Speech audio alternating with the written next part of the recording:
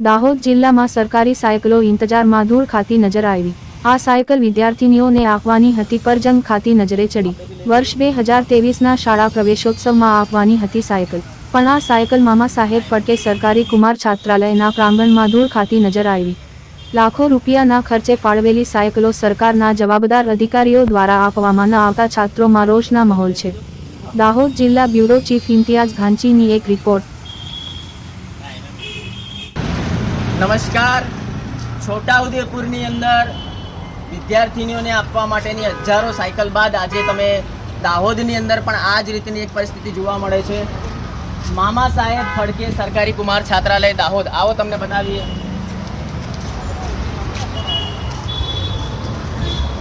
હજારોની સંખ્યામાં આ સાયકલ જુઓ, અહીંયા ધૂળ ખાઈ રહી છે। આ જંગલ જેવું ઘાસ ઉગી નીકળ્યું છે, જ્યાં સુધી તમારી નજર પડે ત્યાં સુધી આ હજારોની સંખ્યામાં સાયકલો છે। આ બાજુ પણ આ સાયકલો પડેલી છે, આ તરફ પણ તમે જુઓ, જ્યાં જુઓ ત્યાં સાયકલો પડેલી છે।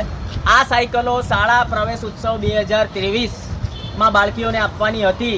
2023નું વર્ષ પણ પતી ગયું, 2024નો શાળા પ્રવેશ ઉત્સવ પણ પતી ગયો, છતાં પણ આ હજારોની સંખ્યામાં જે આ સાયકલ છે, આ સાયકલો હવે આપવાને લાયક પણ રહી નથી, બિલકુલ ભંગાર પરિસ્થિતિની અંદર આવી ગઈ છે। દાહોદ શહેરની અંદર મુખ્ય માર્ગની ઉપર ITIની બાજુમાં જ કલેક્ટરશ્રીનું નિવાસ પણ છે। તો આજે અમે આ મીડિયાના માધ્યમથી ગુજરાત રાજ્યના મુખ્યમંત્રીશ્રીને એક રજૂઆત કરવા માંગીએ છીએ કે સાહેબ, આ હજારોની સંખ્યામાં સાયકલ તમે જુઓ કે જેની અંદર ઘાસ પણ એટલું મોટું થઈ ગયું છે।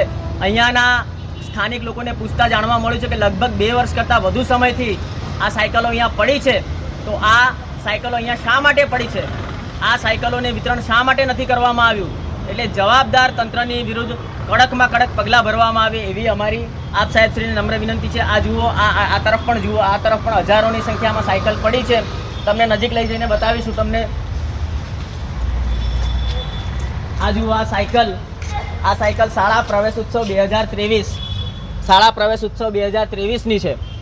શાળા પ્રવેશ ઉત્સવ 2023 એટલે 23નું આખું વર્ષ પતી ગયું, 24નું આખું વર્ષ પણ પતી ગયું।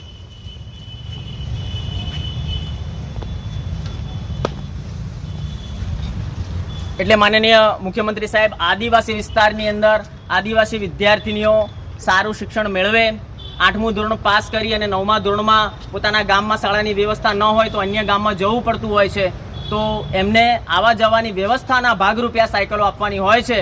તો આ દાહોદ જિલ્લાની આદિવાસી બાળકીઓને આ સાયકલો શા માટે નથી આપવામાં આવી? એટલે આ સાયકલો વિતરણની જેની જવાબદારી હોય એ જવાબદાર અધિકારીને કડકમાં કડક સજા થાય અને આટલું મોટું નુકસાન જનતાના ટેક્સના પૈસાથી થયું છે, આદિવાસી સમાજની ગ્રાન્ટનું જે આટલું મોટું નુકસાન થયું છે, આ નુકસાન શા માટે થયું છે અને કોના પ્રતાપે થયું છે? એટલે આ જવાબદાર અધિકારીઓ વિરુદ્ધ કડકમાં કડક કાર્યવાહી થઈ અમારી આપ સાહેબ શ્રીને નમ્ર વિનંતી છે।